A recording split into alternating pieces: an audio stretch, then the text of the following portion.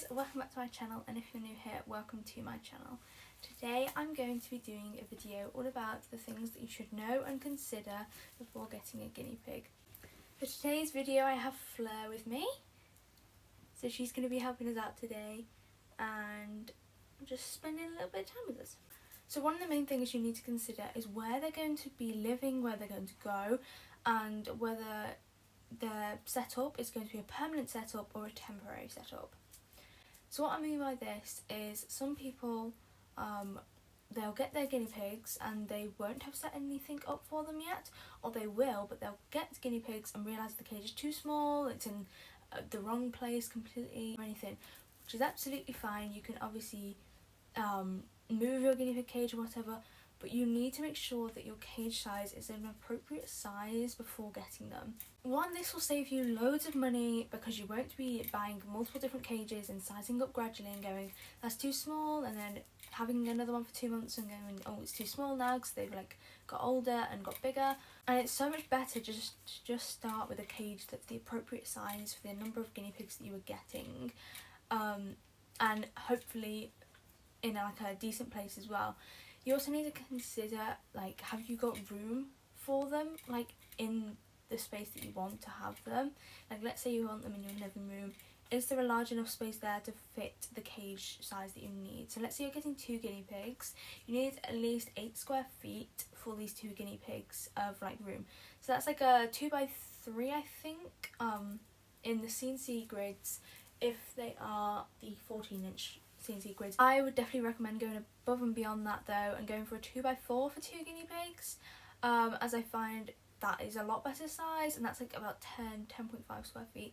But you need to make sure you have the room for the guinea pigs and you have the cage ready to go, whether you're going to set them up when you get the guinea pigs or whether you're going to set it up the day before or something like that. The next thing you need to consider when you're getting guinea pigs is how many you're getting. Guinea pigs need to be in pairs at least, as they are very social animals and work best when they are with other guinea pigs. You should not be getting just one guinea pig at all. Never, never, never have one lone guinea pig.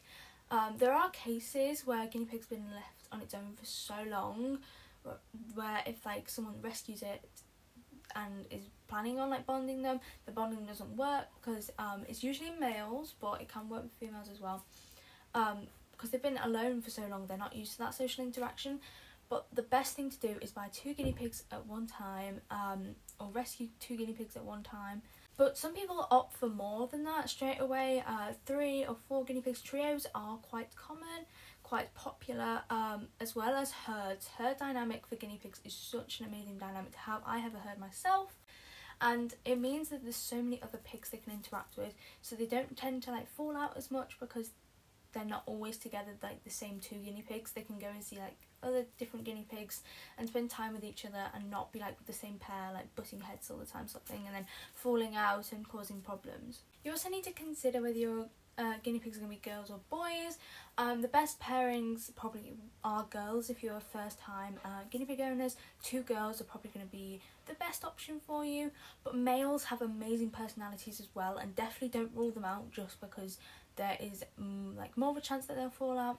If you go for an older male and then a younger male, then that pairing tends to work quite well. Brothers can work, but occasionally they kind of go a year down the line and then fall out, or something like that. So I definitely recommend, if you're going for the males, go for an older one and a younger one, because then there's a natural hierarchy and it just tends to work best. Girls tend to be a lot more flexible.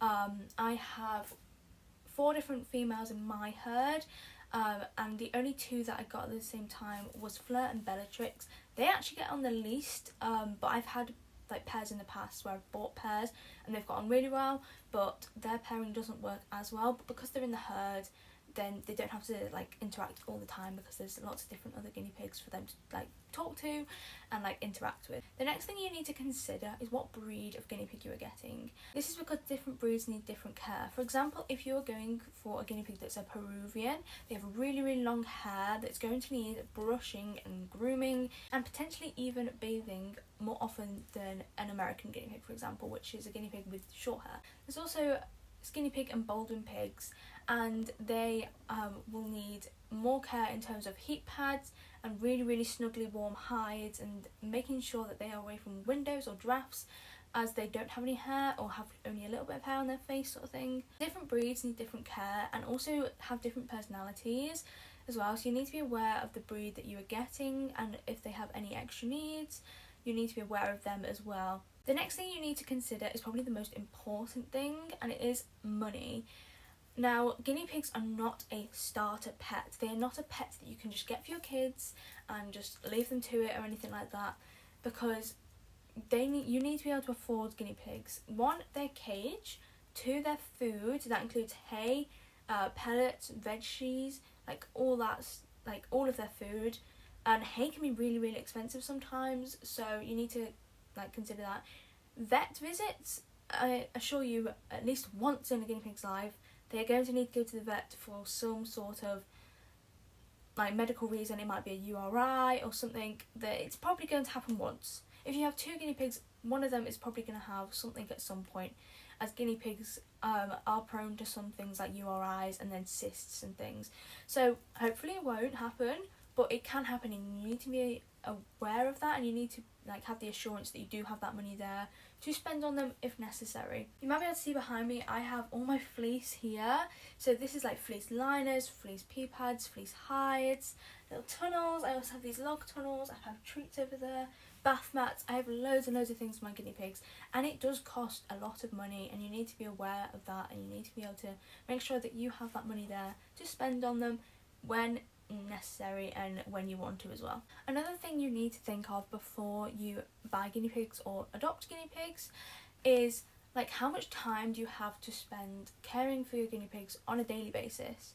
I have worked out I spend between 5 and 7 hours a week cleaning my guinea pigs.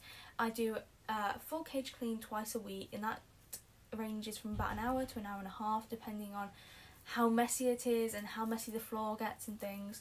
And I spot clean every single day, which ranges from about 20 to 30 minutes, again depending on how messy they are. And you need to make sure you have the time to do things like this. You need to make sure you have the time to feed them their hay, give them their pellets, feed them their veggies, spend a bit of time with them as well, like because you want to be able to interact with them and talk to them and have them come up to you in the bars. It's the most like beneficial thing for you. If you spend more time with them, they're going to be more rewarding pet as well. Again, you cannot just be giving like these adorable little animals. They are very cute. You cannot just be passing them on to your kids and expecting them to do everything, because they need a lot of care and a lot of attention, and you need lots and lots of nice stuff, don't you? You're very beautiful. And unfortunately, children of certain ages will not be able to spend all of their time looking after guinea pigs. Some children are very responsible and very good owners for pets, but only with parental guidance with it, and like the parent being there, parental guardian being there. Children may spend a lot of time with the pigs and may get used to them really quick and like feeding them and all this stuff, but I somewhat doubt that they're going to want to clean the guinea pigs out all the time. That is like riding on parents, older siblings, whoever you may be, grandparents. It'll be riding on you to look after them for the most part. They also can't afford like vet bills or anything for their guinea pigs, so you need to make sure that if you are getting as a gift, I say that in inverted commas because guinea pigs shouldn't really be gifts. They should be discussed through first. You should not surprise anyone with a pet ever, because like if you don't know for certain that they want this pet, that they have time in their life and the money for this pet, then you should definitely not be surprising someone with a pet. Like if someone came up to me and went, here's a rat to look after it, I'd be like, what am I supposed to do with this? I know bits about rats and like bits about different animals like hamsters, mice, whatever, but like I'd need space, I'd need more money, I'd need to make sure that I had room for them and be able to look after them properly, and I'd have to do a lot of research before looking after the pet. So you cannot just surprise someone with a pet and be like, look after it. You kind of have to talk it through first. And the same with kids. Kids aren't going to be able to look after pets all the time. They have school, they have other responsibilities, they have to be a child at the end of the day. They cannot be a responsible owner, adult, whatever, all the time, because they are children, they are learning themselves. So of course, if you want your kids to be like aware of your pets, your guinea pigs, and like want to be part of it, then it is a brilliant way to teach young people how to look after other people and pets by having a small animal. But you need to be aware of these things that you are going to have to do as the parent. You cannot just expect your child to do all of that. The last thing I will say is make sure you do your research before getting pets. Some pets are just not suitable for your lifestyle, for your living circumstances.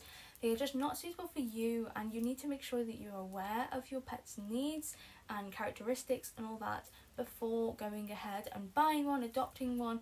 As if you own this new pet and then realise 2 weeks later that you can't look after it or don't really want to look after it anymore, you have to go through the whole thing of rehoming them again, and this is going to put so much stress and strain on this pet, guinea pigs for example, and you do not want to be putting a little tiny guinea pig through that.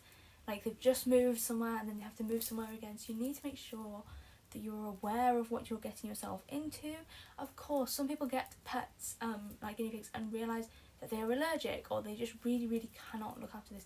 This is fine as long as you adopt them out to the right people, you take them to shelters, you adopt them out via websites online to really amazing owners.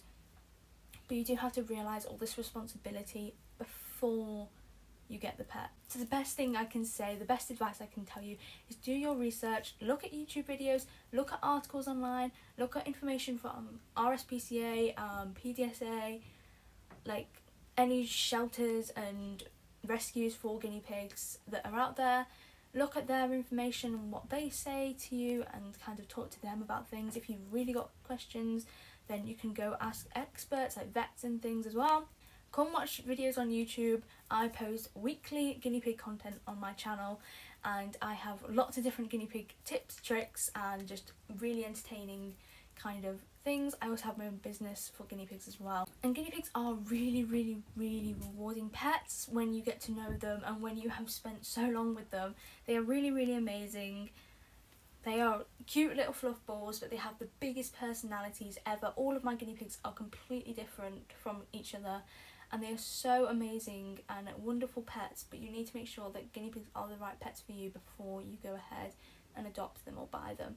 So please make sure that you are aware of what you're getting yourself into before going ahead and adopting one of these adorable little ones. That's going to be the end of this week's video, guys. I hope you guys have enjoyed. I am thinking of making this into kind of a mini series in terms of making a video saying what you should do when you get your guinea pig first home, or even just separate videos on some of the things I've mentioned in this video. And if you have liked this video, please like and subscribe. It really does mean the world to me and my little guinea pigs. And from me and Fleur, I say goodbye now, and I'll see you guys next week. Bye!